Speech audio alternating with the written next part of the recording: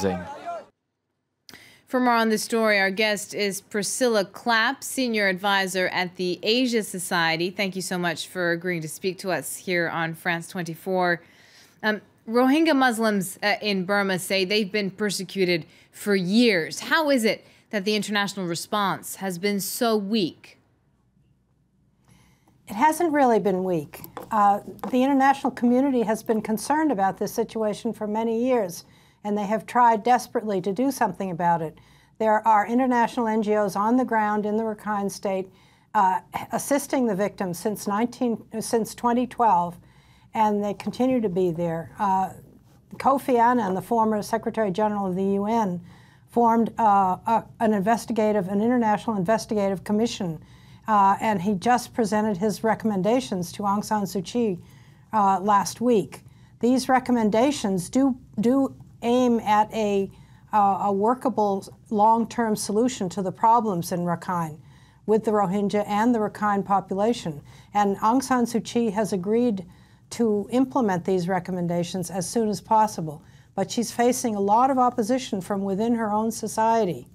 And she doesn't have control over the military.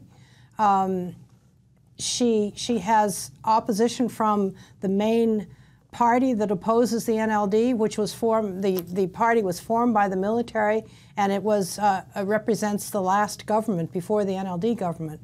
They actually campaign on anti-Muslim slogans, and they are saying they are opposing the implementation of Kofi Annan's recommendations. So it is a really tricky situation, but the international community, I can assure you, is fully engaged here.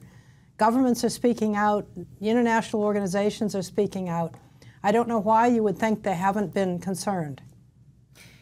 Now, who are these Buddhist nationalists that we're hearing about, and how did they gain so much power? Buddhist nationalists? Well, a lot of it is actually organized by a few extremist monks in Rangoon, not in Rakhine, but the Rakhine people themselves are Buddhist, and there are militants among them, particularly politicians who tend to stoke the fires there. But many of the people are not extremists; they're moderates. It's the extremists who have the loud voices, and they appear to be more extensive and more popular than they actually are. There are many moderates on both sides of this issue in Rakhine State, on the Rohingya and the Rakhine State, and the Rakhine side, who are trying to work together. And the government has been trying to go forward with a citizenship process for the Rohingya. But unfortunately, the development of this jihadist movement within the Rohingya has set all of this back, and the jihadist group is trying to impede the government's efforts to stabilize the situation for the Rohingya. All right, one last I'm sorry, just one last quick question. We don't have much time. I just want to know from your perspective, is this a question of national identity in the end?